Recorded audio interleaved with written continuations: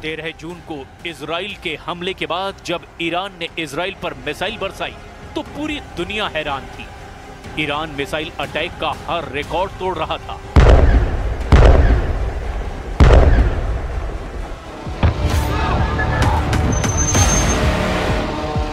क्या तेल अवीव, क्या हाइफा और क्या इजराइल का डिफेंस सिस्टम, ईरान की मिसाइलों ने इजराइल के हर कवच को भेदा और बता दिया कि जब उसकी मिसाइल फायर होती है तो उन्हें रोकना ना इजराइल के बस की बात है और ना ही अमेरिका के।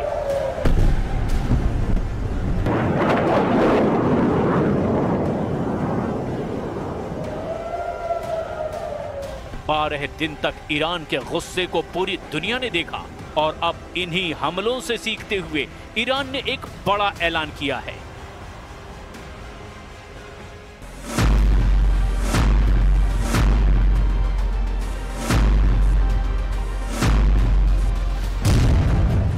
ईरान के रक्षा मंत्री ने कहा कि 12 दिन के युद्ध के बाद ईरान अब डबल ताकत के साथ युद्ध लड़ने के लिए तैयार है। अजीज नासिरजादेह के मुताबिक ईरान की मिसाइल पावर 2 गुना बढ़ा दी गई है। ईरान को लेकर बड़ी खबर इजराइल के मीडिया में भी छप रही है। खबर यह है कि ईरान ने अब दूसरे देशों में हथियार की फैक्ट्री बनानी शुरू कर दी है। हालांकि किस देश में, इसका जिक्र नहीं किया गया।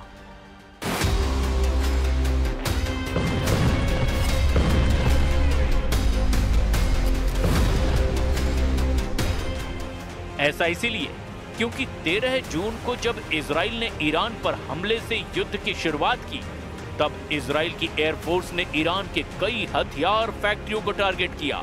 अपने सर्वोच्च नेता खामनेई के ऑर्डर पर ईरान अब ऐसा खतरा और नहीं उठाना चाहता।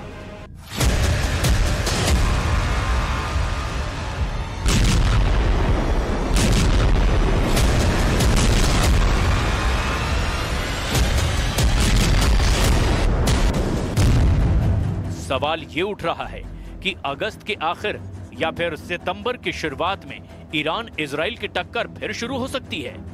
एक तरफ नेतन्याहू गाजा पर चढ़ाई करने जा रहे हैं तो दूसरी तरफ ईरान खुद को नए युद्ध के लिए तैयार कर चुका है।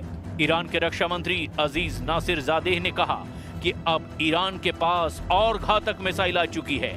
अगर इजराइल ने फिर हमला किया तो नई मिसाइल इस्तेमाल की जाएंगी।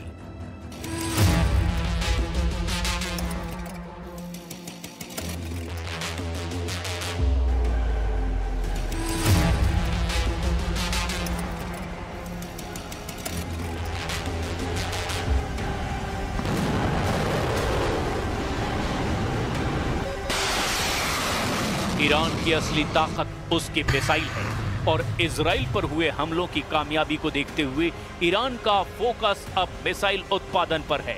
लेकिन साथ में ईरान ने अपने एयर डिफेंस को मजबूत बनाना भी शुरू कर दिया है, क्योंकि जून में हुई जंग के शुरुआती दौर में इजराइल की एयरफोर्स ने अपनी ताकत दिखाई थी और ईरान के ज्यादातर एयर डिफेंस वाले अड्डों को तबाह कर दिया था। इसीलिए ईरान ने अब नए युद्ध की तैयारी के तौर पर अपनी ड्रोन और मिसाइल फैक्ट्री, अपने परमाणु अड्डों और अपने रडार अड्डों को बचाने का काम शुरू कर दिया है। इसके लिए इन सभी ठिकानों को बेहतर डिफेंस सिस्टम से लैस किया जा रहा है ताकि इजराइल अगली बार हमला करे तो ऐसे ठिकानों को बचा लिया जाए।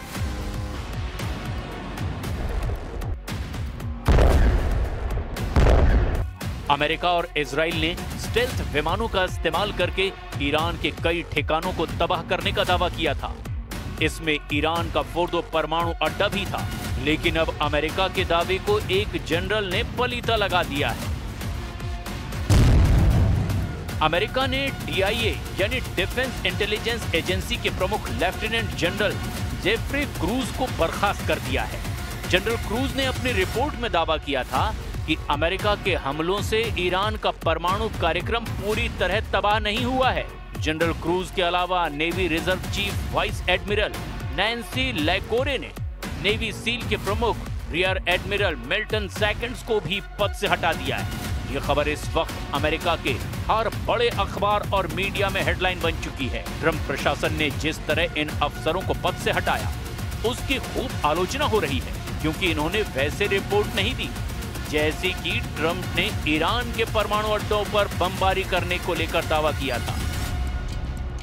ट्रंप की सरकार में उन्हीं की खुफिया एजेंसी अगर ये दावा कर रही है कि ईरान का कुछ नहीं बिगड़ा, तो इससे एक बात साबित होती है, और वो ये कि न सिर्फ इजराइल बल्कि अमेरिका के पास भी ईरान के परमाणु कार्यक्रम को 100% खत्म करने की ताकत नहीं है। भले ही ट्रंप ने B-2 विमानों का इस्तेमाल किया, भले ही उसने दुनिया का सबसे बड़ा बंकर बस्टर बम गिराया, लेकिन जब खुफिया एजेंसी की रिपोर्ट कह रही है कि ईरान को बहुत ज्यादा नुकसान नहीं हुआ, तो अब आगे क्या होने वाला है?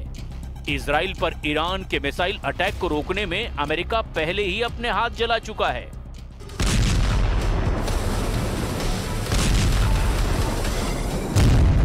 रिपोर्ट है कि इजराइल को ईरान से बचाने के लिए अमेरिका ने जब अपना सबसे बेहतरीन मिसाइल डिफेंस सिस्टम थाड एक्टिव किया, तो ईरान की मिसाइलों को रोकने में थाड का 20% मिसाइल स्टॉक खत्म हो गया। यानी अमेरिका ने जिस मिसाइल डिफेंस सिस्टम को रूस और चीन से बचने के लिए तैयार किया, उसकी 20% मिसाइल तो सिर्फ ईरान को रोकने में इस्तेमाल करनी पड़ी।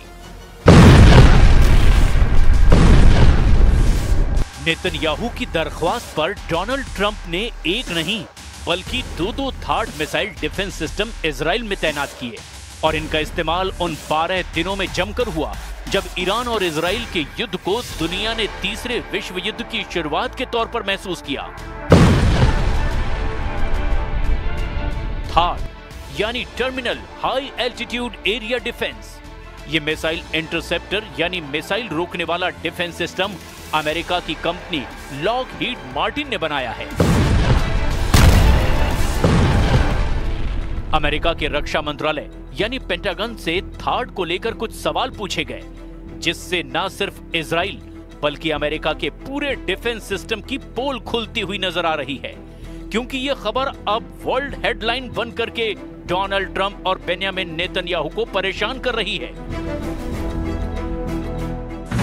हर जगह छप चुका है कि ईरान की आधुनिक बैलिस्टिक मिसाइलों को रोकने में अमेरिका के थाड सिस्टम को बड़ा झटका लगा है। सिर्फ 12 दिनों में उसका 20% स्टॉक खत्म हो गया है। अब अमेरिका को अपना स्टॉक भरने में 8 साल का वक्त लग सकता है।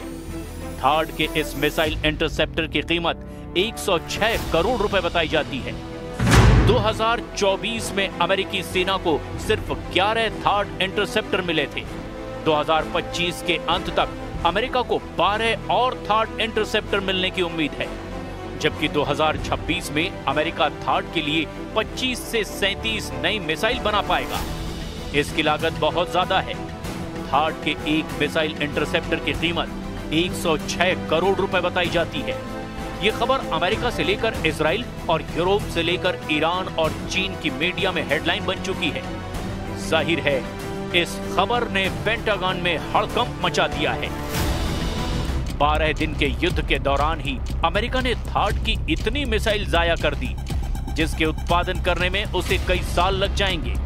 इन 12 दिनों में युद्ध में ईरान ने इजराइल के ऊपर करीब 600 मिसाइल दागी थी, और उनमें से 50 से 60 मिसाइलें इजराइल में गिरने में कामयाब भी रही। ईरान ने बार बार दावा किया कि उसके हमलों को रोकने में इजराइल पूरी तरह फेल साबित हुआ है, और वो इसीलिए भी क्योंकि तेल अवीव और हाइफा से आई तस्वीरों ने बताया कि ईरान ने जहां टारगेट सेट किया वहां पर उसकी मिसाइल गिरी।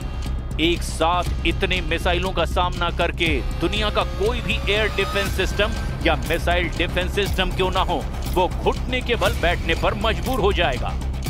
और इजराइल में यही हुआ। ईरान ने 12 दिनों के युद्ध के दौरान बार बार बताया कि उसकी मिसाइल पावर को हल्के में ना लिया जाए। थाड को लेकर अमेरिका में जो रिपोर्ट आई, उस रिपोर्ट में बताया गया कि युद्ध से पहले अमेरिका के पास थाड की 650 मिसाइलों का स्टॉक था, लेकिन इजराइल और ईरान की जंग के दौरान उसको 150 से ज्यादा मिसाइलें फायर करनी पड़ी। रिपोर्ट में यह भी बताया गया कि ईरान ने जब कतर में अमेरिका के मिलिट्री अड्डे पर मिसाइल दागी, तब अमेरिका को अपनी 30 पैट्रियट मिसाइलों को लॉन्च करना पड़ा ताकि वो ईरान के हमलों को नाकाम कर दे, लेकिन उसमें भी वो पूरी तरह कामयाब नहीं हो पाया। रिपोर्ट के मुताबिक अमेरिका के थाड मिसाइल डिफेंस सिस्टम ने इजराइल के एरो 2 और एरो 3 इंटरसेप्टर के साथ में ईरान की 574 मिसाइलों में से 201 को तबाह किया, बाकी मिसाइलों को दूसरे डिफेंस सिस्टम ने नष्ट किया।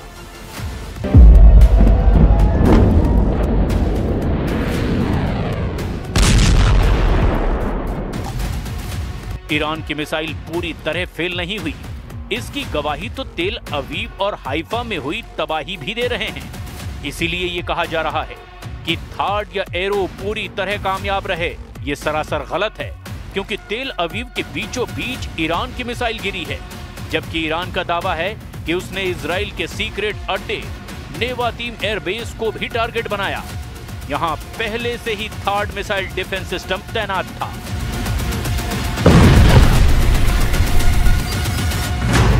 थार्ड 200 किलोमीटर की दूरी तक दुश्मन के किसी भी मिसाइल को मार सकता है।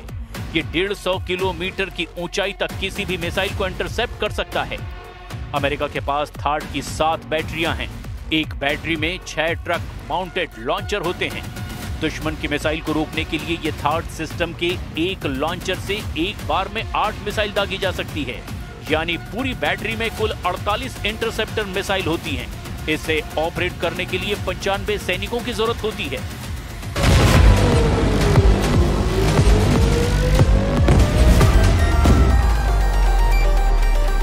इजराइल में ऐसे 2-2 सिस्टम तैनात रहे, लेकिन क्या ये काफी साबित हुए? बिल्कुल नहीं। हाइफा और तेल अवीव में गिरती हुई मिसाइलों ने बताया कि ईरान एक बार में सैकड़ों मिसाइल फायर करने की ताकत रखता है और उनको रोकना ना इजराइल के बस की बात है और ना ही अमेरिका इसमें 100% कामयाब रहा। और अब ईरान ने अपनी मिसाइल पावर को 2 गुना करने का ऐलान किया है। ऐसे में समझा जा सकता है कि नया युद्ध हुआ या फिर जंग फिर शुरू हुई तो अमेरिका और इजराइल को ईरान से कैसे टक्कर मिलेगी।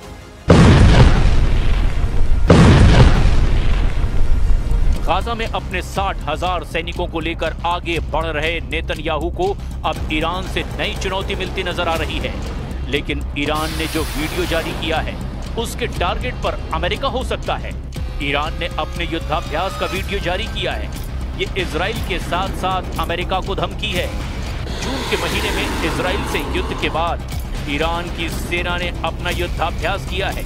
फारस की खाड़ी में ईरान ने अपनी क्रूज मिसाइल और ड्रोन वाली पावर दिखाई है।